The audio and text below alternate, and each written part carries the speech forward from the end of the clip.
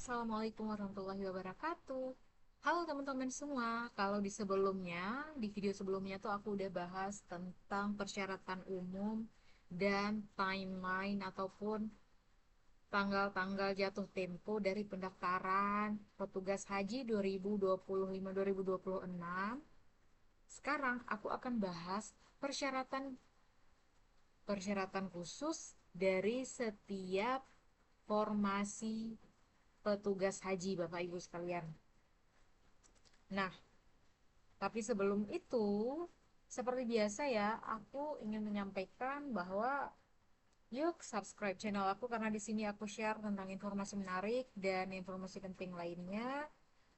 Dan kalian juga bisa nih cek video-video terpopuler yang ada di channel ini ataupun video terbaru. Nah, seperti ini aku udah sampein tentang seleksi petugas haji ya, tentang info pendaftaran dan persyaratan umum serta tanggal-tanggal penting dari proses pendaftaran. Langsung aja ya cek channel aku. Nah, sekarang kita mau bahas tentang syarat khusus dari petugas haji ini yang akan didaftarkan oleh peserta-peserta di berbagai sudut wilayah Indonesia. Nah, jika Bapak Ibu penasaran sekali lagi tentang timelinenya ataupun rute tanggalnya, itu bisa dilihat di sini. Ini file ini bisa Bapak Ibu cek di link yang ini, petugashaji.go.id di bagian tata cara dan syarat pendaftaran. Nah, udah aku sampaikan juga di video sebelumnya, boleh ditonton. Nah, ini untuk pendaftaran harus diingat 28 November maksimal itu jam 11 malam ya. Jadi sebaiknya itu jam 8 malam udah beres ya pendaftaran. Untuk verifikasi oleh pihak Kemenhaj Kabupaten itu ada di 2 Desember.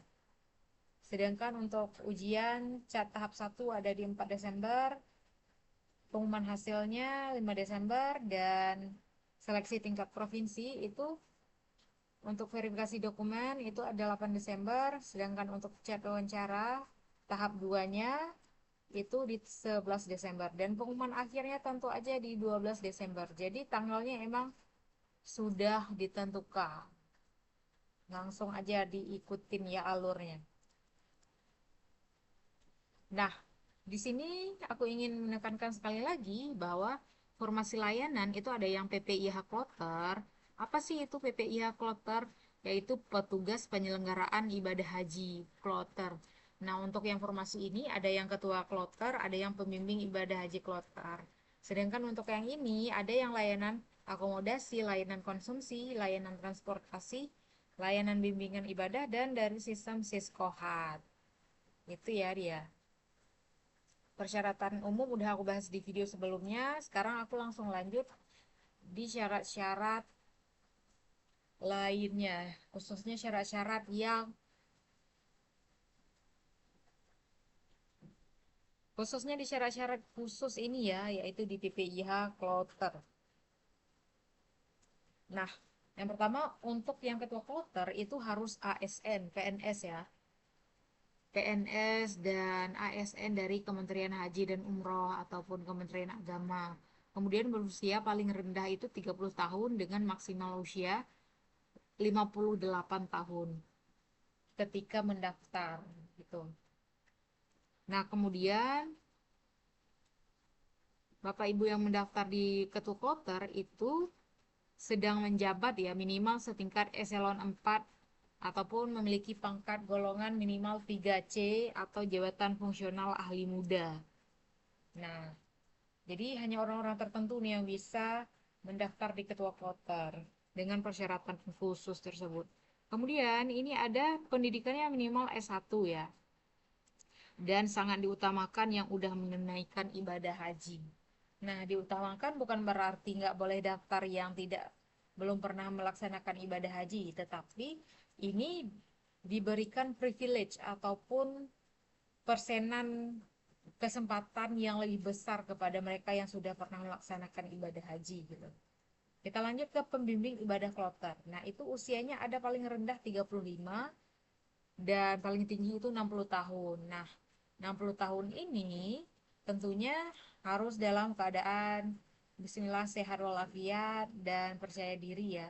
Dalam artian sehat terus gitu. Karena 60 tahun sudah termasuk ke usia lansia gitu. Tapi ada juga banyak orang tua yang 50 tahun ke atas itu tubuhnya masih sehat-sehat semua, alhamdulillah. Nah, kemudian ini ada persyaratan wajib ini untuk pembimbing ibadah kloter itu harus sudah melaksanakan ibadah haji dan memiliki sertifikat pembimbing ibadah haji. Nah, ini kalian bisa cari tahu sendiri ya untuk sertifikat pembimbing ibadah haji itu gimana dapatnya gitu. Kalau kalian emang tertarik untuk program yang seperti ini ke depannya. Kemudian ini juga pendidikannya paling rendah strata 1 S1 dan harus memberikan rekomendasi dari pimpinan instansi, lembaga, ormas, ormas Islam ya. Kemudian ada dari pondok pesantren, perguruan tinggi keagamaan Islam. Nah, di sini bisa dipahami ya, sudah dijelaskan bahwa perguruan tinggi keagamaan Islam, ya yang pastinya kampus bukan sembarang kampus, tetapi emang kampus yang condong ke arah Islamnya. Nah, kemudian ini yang syarat khusus PPIH Arab Saudi, pelaksana pelayanan akomodasi, konsumsi, dan transportasi. Nah, untuk usia paling rendah 25 tahun saat mendaftar ya, dan paling tinggi itu 57 tahun. Kemudian, nah ini yang untuk pelaksana pelayanan akomodasi, konsumsi, dan transportasi ya, usia paling rendah 25 dan paling tinggi 57. Kemudian untuk pelaksana yang bimbingan ibadah paling rendah 35 tahun, beda ya dengan yang ini. Dan kemudian itu sudah melaksanakan ibadah haji ya harusnya. Dan kemudian ini sudah memiliki sertifikat pembimbing ibadah haji. Bapak Ibu udah harus punya sertifikat pembimbing ibadah haji sebelumnya. Nah, ini khusus untuk yang pelaksana bimbingan ibadah.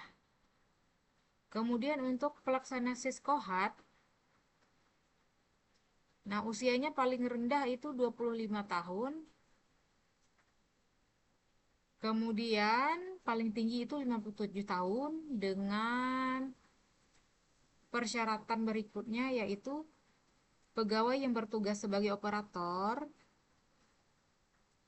di Kementerian Haji atau Kementerian Agama Pusat ataupun di kantor wilayah Kemenak yang provinsi atau kantor Kementerian Haji di kabupaten kota dan Kemenak kabupaten kota. Nah, paling enggak itu udah bekerja setidaknya 3 tahun ya Bapak Ibu ya. Ini juga harus ada surat surat keterangannya nih dari pimpinan satuan kerja. Jadi memang pelaksanaan siskohat ini memang cukup serius ya karena dia sistemik gitu. Ini juga diberitahukan bahwa yang ingin mendaftarkan informasi pelaksana siskohat harus mampu mengoperasikan aplikasi siskohat dan mampu melakukan pengolahan data. Nah, ini ada juga diutamakan pernah mengikuti bimbingan teknis siskohat yang dibuktikan dengan sertifikat atau piagam. Nah, gitu ya, dapat dipahami ya. Ini intinya tuh, yang poin keduanya adalah mereka yang bertugas dan bekerja sebagai pegawai operator siskohat di Kementerian Haji dan Kemenak Pusat atau kantor wilayah yang Kemenhaj provinsi, kabupaten, ataupun Kemenak yang di kabupaten dan provinsi. Gitu ya intinya. Semoga dapat dipahami ya apa yang disampaikan. Nah, ini yang syarat administrasi nih. Mari kita lihat. Nah, disinilah dia. Untuk ketua kloter ini Bapak Ibu bisa perhatikan ya, yang wajib-wajib nih banyak banget. Yang pastinya di sini yang ribet menurut aku ini ya, surat usulan ataupun rekomendasi dari pimpinan instansi lembaga kalau kita adalah masyarakat biasa.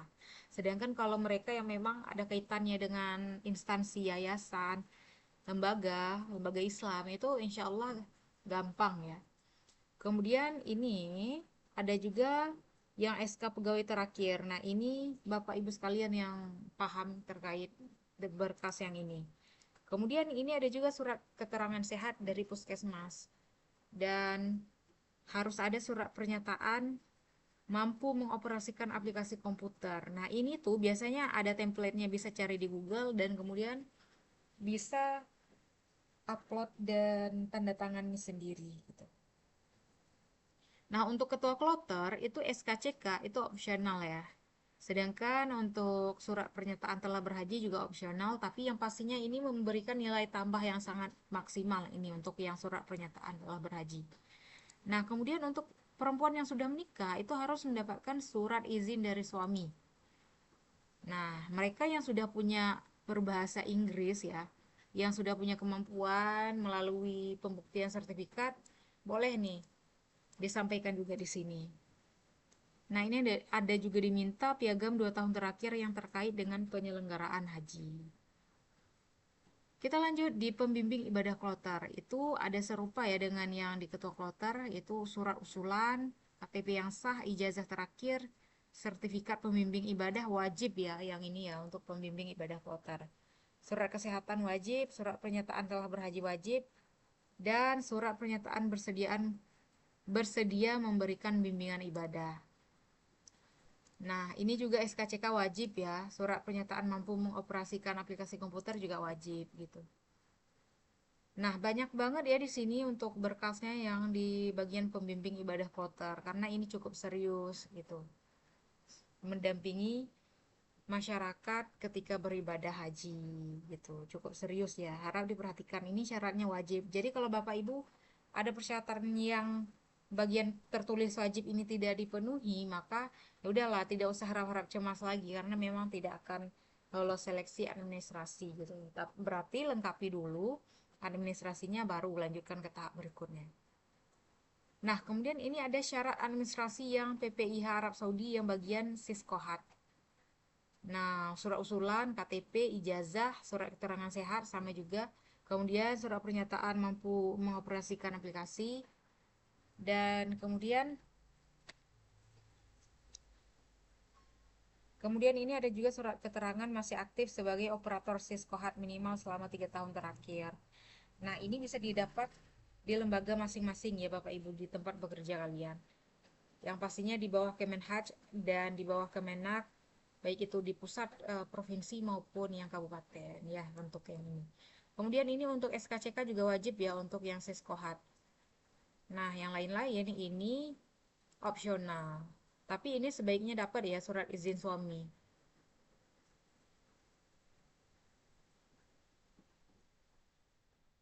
Dan kemudian yang ini juga memberikan nilai tambah nih sertifikat piagam 2 tahun terakhir yang terkait dengan penyelenggaraan haji. Jadi tidak usah berikan yang di luar ini ya karena tidak akan memberikan nilai tambah. Nah, ini ya yang untuk masyarakat umum yang bisa didaftar oleh masyarakat umum. Lihat nih, simak baik-baik persyaratannya. Nah, ini ya untuk pelaksana pelayanan akomodasi, konsumsi, dan transportasi. Nah, itu surat usulan wajib, sifatnya wajib, dan KTP yang sah itu wajib, ijazah terakhir wajib, dan surat keterangan sehat wajib ya sifatnya, dan surat pernyataan mampu mengoperasikan komputer dan gawai itu juga wajib dinyatakan dalam surat. Kemudian untuk SK pegawai itu opsional dan SKCK wajib banget ya. Nah, ini surat pernyataan telah berhaji ini opsional saja. Dan ini surat izin opsional juga tapi lebih baik diberikan ya. Nah, untuk piagam yang berkaitan dengan penyelenggaraan haji sebaiknya. Kalau yang di luar daripada itu tidak usah. Nah, ini ada yang bagian pelaksana bimbingan ibadah. Itu ada surat usulan. Dan ini KTP juga wajib, ijazah juga wajib, surat keterangan sehat juga wajib. Nah, surat pernyataan mampu mengoperasikan aplikasi juga wajib. Dan sertifikat pembimbing ibadah sangat wajib. Dan SKCK juga wajib banget. Kemudian ada SK pegawai terakhir ini opsional dan surat pernyataan telah berhaji wajib. Nah, ini bagi yang pelaksana bimbingan ibadah ini wajib ya, banyak banget yang wajib untuk syarat-syaratnya.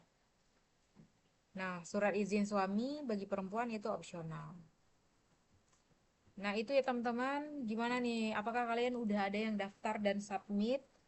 Boleh diinfoin di kolom komentar dan kita nanti sama-sama sharing ya satu sama lain di kolom komentar ataupun akan aku bahas di video-video berikutnya. Nah, harap dimengerti dan harap dipahami semua informasi yang udah aku sampaikan. Semoga bisa bermanfaat dan semangat untuk perjuangan seleksi ini. Semoga kita bisa mendapatkan kesempatan yang besar ini ya. Nah, oke, sebelum mengakhiri video aku, lagi-lagi aku minta supaya kalian subscribe channel aku dan share video-video aku yang ada di sini, di Irma Yunita IR channel. Ya, terima kasih teman-teman. Sampai jumpa di lain waktu dan di lain video. Assalamualaikum warahmatullahi wabarakatuh.